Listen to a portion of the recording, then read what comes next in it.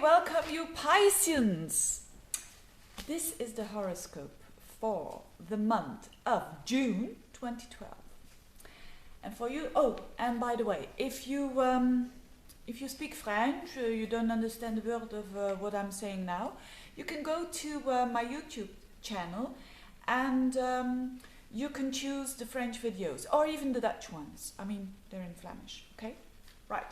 But this is for you who speaks English or understand English, for Pisces. Okay, now this month is maybe one of the most important months of the whole year, June 2012, and for all signs. So first of all, I'm going to start to talk a little bit about something in general, but that affects very much you Pisces, and I'm going to tell you why, because you have such an emphasis on the fourth house, and I'll explain in a minute. But first, for all signs, this little explanation is applicable.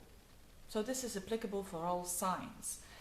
And Pluto and Uranus, it is very obvious that Pluto and Uranus in a square is actually accentuating the fact that we have to change, and we have to change into stronger people.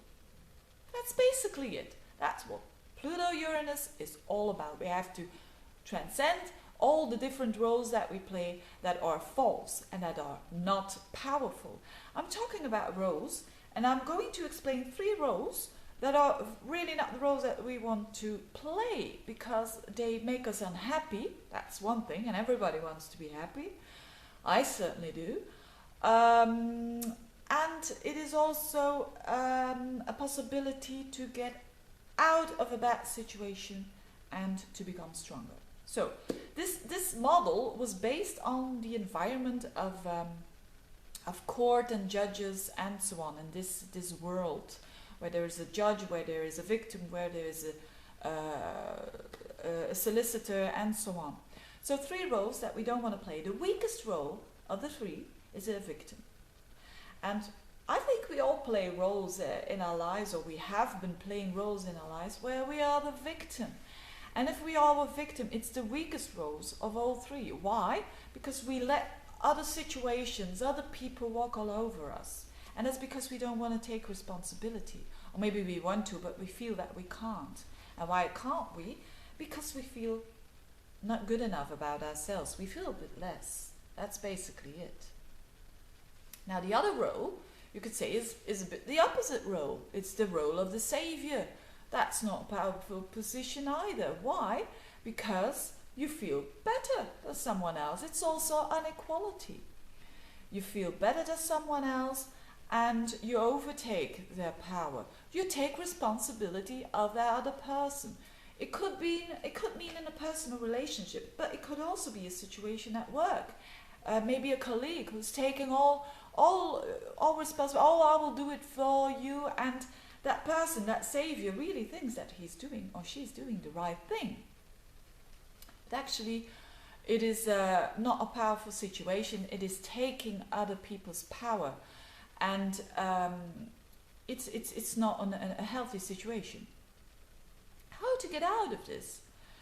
How to get out of a victim's role is to take responsibility. And in that case, you need Mars. You need to have a transit. If you use the astrology, you can look at when is my Mars, or when is Mars going to aspect another personal planet, or is going to give me some strength, because you're going to need it. It's going to give me some courage to get out of this situation. And then you can become a stronger person. For the savior, it is a good moment when they realize that instead of giving the fish to other people all the time, they learn to other people how to fish. And that's a huge difference. That's not saying you've got to do this and that. That's just suggesting how to do it. And that is a totally different point of view. That is transcending, taking over power. You're not going to take any other people's power into your hands when you are trying to help them. You're not going to do what they have to do. They have to take their responsibility, but you're going to help them. You're going to suggest maybe you can do this and that, but you're not going to do it. That's a huge difference. And then there's equality.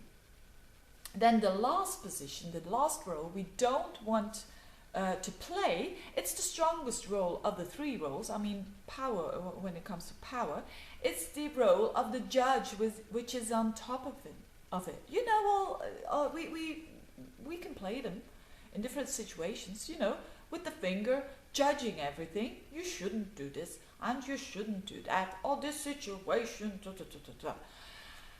But of course, that's also not a healthy position. That means that you're not in balance. That means that you feel better than other people are better than other situations. Now, how to get out of this role is the easiest one. It's just the awareness of the fact that you can open the eyes of other people without influencing them. Because you're influencing other people if you're saying you should do this and you should do that. You are opposing your own power and your own value system towards other people, so you take yourself as a standard.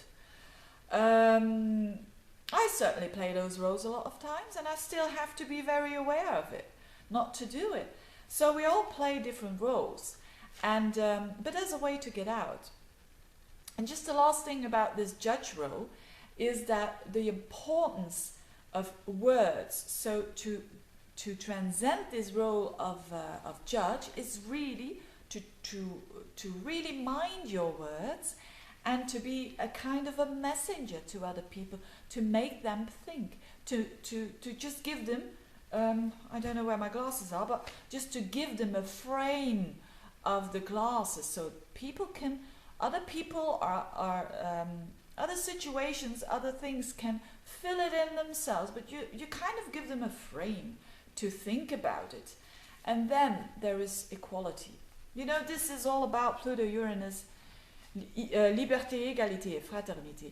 And especially égalité, it is not about, you know, like Mao Zedong dressed up in all the same suits, but it is equality when it comes to power. It is very much about that.